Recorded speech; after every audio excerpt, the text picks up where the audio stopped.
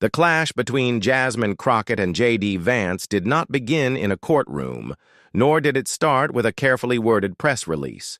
It erupted in the rawest of places, a live broadcast where millions were watching. On that day, when Vance leaned into the microphone and dismissed Crockett as nothing more than a clown, the air in the studio shifted. Gasps echoed. Cameras zoomed in, and in a matter of seconds, the insult was already trending across every platform. But what the public didn't yet know was that this careless word would spark one of the most expensive and devastating lawsuits in recent political memory. Jasmine Crockett is not the kind of figure who retreats from humiliation. Her allies often describe her as fire, contained in human form, sharp, relentless, unwilling to let an attack go unanswered. And so, when the word clown left Vance's lips, she did not simply roll her eyes or laugh it off. She immediately recognized the moment for what it was: an attack on her credibility, a calculated attempt to strip her of legitimacy in front of a national audience. Within hours, her legal team had already begun drafting the skeleton of a lawsuit that would demand an extraordinary $150 million in damages for defamation. News outlets picked up the story almost instantly. Was it political theater? Was it a bold defense of personal dignity? Analysts debated furiously, yet one detail overshadowed all speculation. Crockett was prepared to drag JD Vance into court and force him to defend words that seemed casual in the moment, but could now cost him his entire career. For Vance, the insult had been meant as a simple jab, the kind of throwaway remark that politicians toss out to weaken an opponent. But as the hours turned into days, he began to realize he had underestimated the target of his attack. Crockett was not just another rival voice. She was someone who understood the power of narrative. And by turning one word into a $150 million battle, she had seized the spotlight in a way that left him scrambling. The lawsuit was filed with breathtaking speed. By the morning after the broadcast, Crockett's attorneys marched into the federal courthouse and delivered a meticulously prepared complaint: defamation, reputational damage, intentional malice. The figure attached, $150 million, wasn't just compensation. It was a declaration of war. The complaint framed Vance's remark not as harmless banter, but as a deliberate smear designed to reduce Crockett's standing in the eyes of voters, donors, and even international observers who had tuned in to the broadcast. As the paperwork hit the news cycle, reactions split sharply. Supporters of Crockett hailed her as fearless, finally drawing a line against the culture of casual insults that had dominated politics for too long. "If they can call her a clown, what can they call the rest of us?" one activist shouted at a rally in Dallas, microphones thrust in her direction. Across social media, hashtags demanding accountability surged, with countless users pointing out that language shapes perception and perception shapes careers. But on the other side, Vance's defenders scrambled to control the damage. His staff insisted the remark had been taken out of context, painting it as lighthearted banter. Yet even sympathetic pundits admitted it was a disastrous misstep. Legal analysts began dissecting the lawsuit line by line on live television, noting that defamation law is notoriously complex, but also recognizing that Vance had made a strategic error. The insult hadn't been muttered off air or whispered in a private room. It had been delivered with confidence on national television. Behind closed doors, aides described Vance as furious, but rattled. He had underestimated Crockett's resolve, believing she would shrug it off in the endless noise of political brawls. Instead, he was now staring down a $150 million demand and the possibility of being dragged into weeks of depositions, interrogations, and televised hearings. What unsettled him most, however, was not just the lawsuit. It was Crockett's ability to dominate the narrative. She had flipped the script, positioning herself as the wronged party, while casting him as reckless and unfit. In the court of public opinion, she had already drawn first blood. The first real test came when Vance agreed to a televised interview, hoping to clarify his remarks.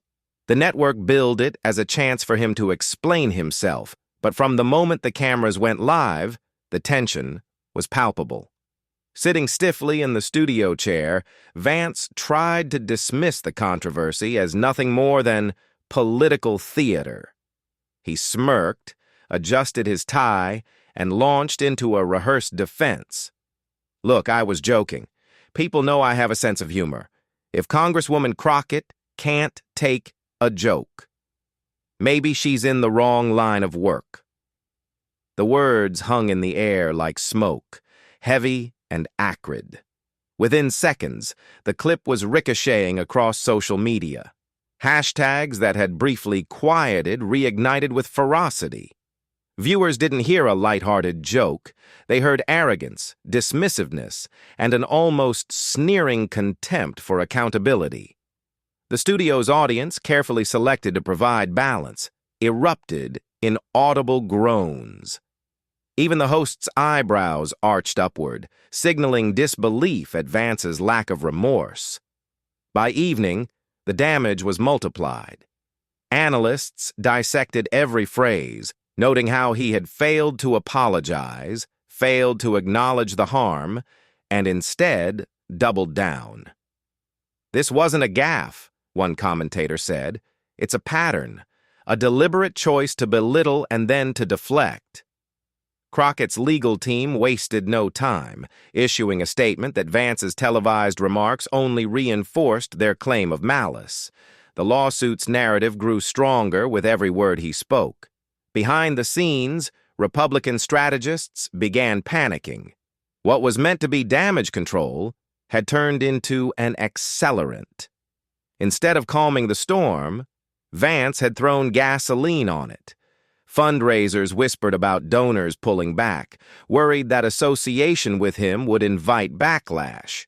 Campaign staffers leaked details of frantic meetings, with one aide allegedly shouting, "He can't stop himself!" And yet, in a strange way, Crockett seemed to anticipate this outcome. From her congressional office, she delivered calm but pointed comments. "I asked for accountability, not excuses. What we got instead was another insult broadcast for the world to see. This isn't about me. It's about a culture that rewards cruelty. That's why we're fighting back." The fallout from Vance's televised misstep didn't take days or weeks. It was immediate. By the next morning, political talk shows across the spectrum framed the debacle as a defining moment in his career. Words like arrogant, tone-deaf, and reckless saturated the coverage. Clips of his smirk, captured in high definition, replayed on endless loops, turning a single facial expression into a symbol of indifference. For Crockett and her supporters, this was no longer just a case about defamation. It became an emblem of a broader fight against leaders who used insults as currency. Behind closed doors, Vance's allies were restless. Senators who had once publicly praised him were suddenly unavailable for comment. Party donors quietly pulled scheduled appearances, citing scheduling conflicts that fooled no one. Even his social media accounts, usually buzzing with orchestrated support, grew eerily quiet as staffers hesitated to post anything that might fuel the fire. The silence was louder than any statement. In contrast, Crockett's momentum surged. Crowds gathered at her events holding handmade signs that read, "Accountability now," and "We stand with Jasmine." Commentators noted how her voice resonated not only with her district, but with a national audience tired of political cruelty dressed up as humor. She spoke with clarity, never raising her voice, but making sure every sentence carried weight. "This case," she said in one rally, "is not about silencing anyone. It's about drawing a line that says respect is not optional in American politics." The crowd erupted, chants echoing into the night. Meanwhile, Vance doubled down yet again in private meetings, insisting the outrage was manufactured by the media and blown out of proportion. But aides leaked his frustration, slammed fists on desks, late-night phone calls with strategists, and bitter complaints about being treated unfairly. Each leak painted a portrait of a man unraveling under pressure. What should have been a passing controversy was morphing into a career-defining disaster. By week's end, major outlets were running op-eds with titles like "The Self-Inflicted Wounds of JD Vance." One editorial captured the mood bluntly. In the court of public opinion, Vance has already lost. The legal trial may take months, but the trial of character is happening in real time. For millions watching, the verdict was becoming clear, and Jasmine Crockett was emerging as the prosecutor America didn't know it needed. By the time the legal team filed its latest motions, the air around JD Vance's political career was suffocating. What had begun as a reckless insult, calling Jasmine Crockett a clown, had now metastasized into a full-blown crisis that threatened not just his reputation, but his standing within his own party. Republican leadership, once cautiously defensive, now whispered doubts in the corridors of Capitol Hill. One senior aide, speaking off the record, admitted, "We can't defend him forever." At some point, it becomes a liability to all of us. The remarks circulated like wildfire, confirming what many had suspected. Vance was no longer untouchable. The party's donors, a crucial lifeline for any national figure, were beginning to slam their checkbooks shut. Reports leaked of canceled fundraising dinners, with invitations quietly rescinded after being printed. A billionaire donor who had previously hosted lavish receptions for Vance released a terse statement. "We are pausing all political contributions until this matter is resolved." To observers, pausing was just a polite euphemism for abandonment. Meanwhile, Crockett's team cleverly capitalized on the vacuum. She appeared on late-night shows, not as a victim, but as a fighter who refused to bow to insults. Her calm but piercing critiques of Vance drew applause from audiences who were more accustomed to comedy than politics. One host quipped, "If Vance wanted to call her a clown, he might have forgotten that clowns always steal the show." The audience roared, and the clip went viral, further amplifying Crockett's position as both defender of dignity and cultural phenomenon. The cracks widened within Vance's inner circle. Advisors resigned abruptly, citing personal reasons, though insiders knew the real story. No one wanted their name attached to a sinking ship.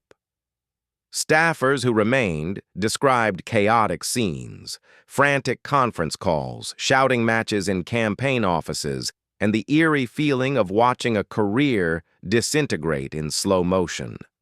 For Jasmine Crockett, each defection was evidence that her fight for accountability resonated beyond the courtroom.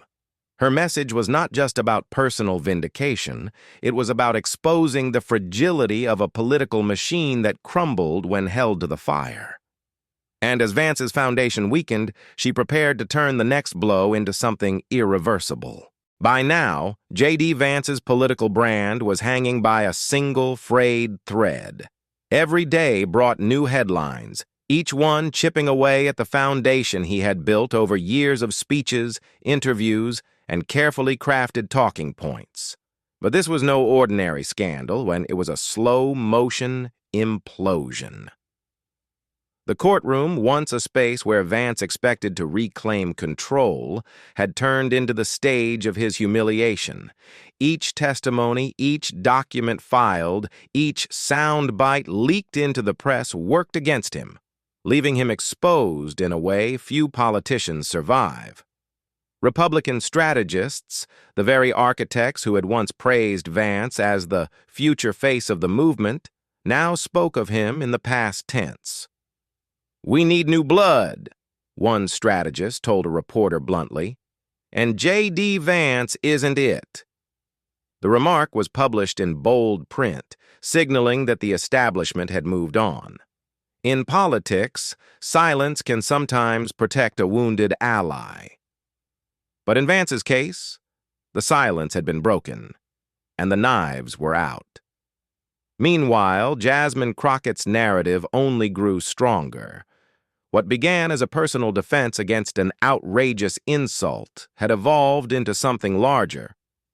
A symbol of accountability in a political culture saturated with arrogance. She was not just fighting for her own dignity anymore, she was embodying the frustration of millions who were tired of seeing politicians dodge consequences. Her words struck a nerve because they were laced with truth and indignation. If calling out injustice makes me a clown, then maybe the circus has been in the Senate all along. The phrase trended for days, quoted endlessly by supporters and critics alike. For Vance, the legal costs were spiraling into astronomical sums.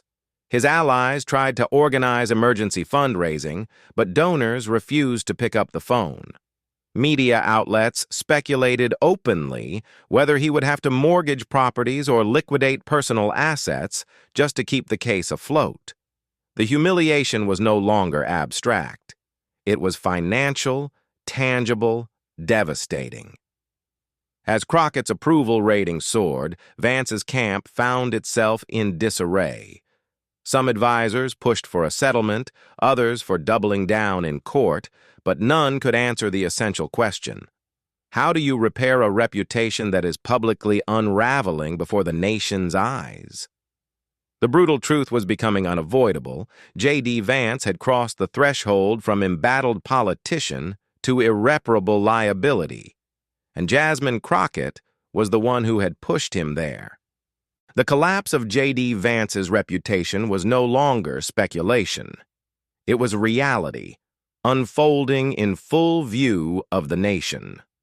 The courtroom battle that had begun with a single insult, one reckless word, clown, had mushroomed into a political earthquake. Reporters described the scene outside the courthouse as something resembling a presidential resignation, with cameras flashing, supporters silent, and opponents openly celebrating. Every outlet, from the mainstream networks to small independent blogs, carried the same narrative. JD Vance had been undone not by foreign enemies or partisan conspiracies, but by his own arrogance colliding head-on with Jasmine Crockett's relentless determination. In the final arguments, Jasmine's legal team delivered a closing statement that cut like glass. "This case is not about politics. It is about respect. When elected officials normalize the language of contempt, they weaken democracy itself. And today this courtroom has spoken. Words matter." The jury's response was swift, decisive, and damning.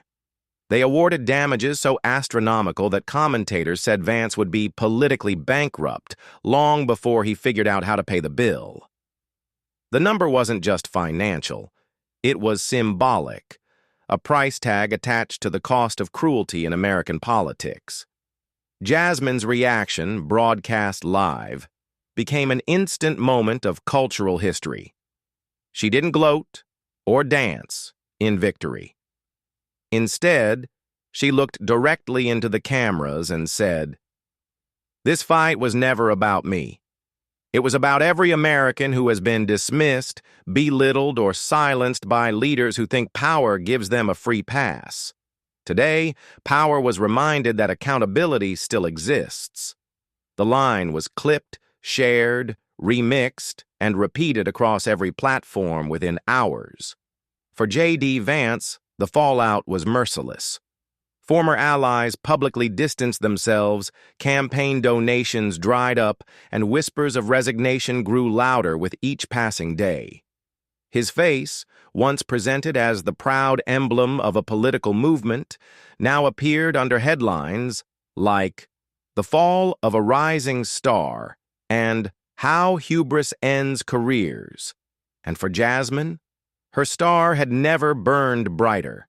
She emerged not only as the victor of a lawsuit, but as a symbol of resilience, a politician unafraid to challenge the entrenched culture of disrespect. Supporters flooded her campaign pages with donations, comments, and commitments of loyalty.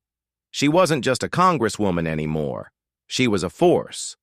And here's where the story turns to you, the viewer. If you followed this journey, you know this isn't the end. On this channel, we bring you the unfiltered truths, the hidden battles, and the confrontations that define the future of American politics. So don't just watch, join the conversation. Hit subscribe, because the next revelation, the next clash, the next spark that could reshape history, it's already on the horizon. And trust me, you won't want to miss it.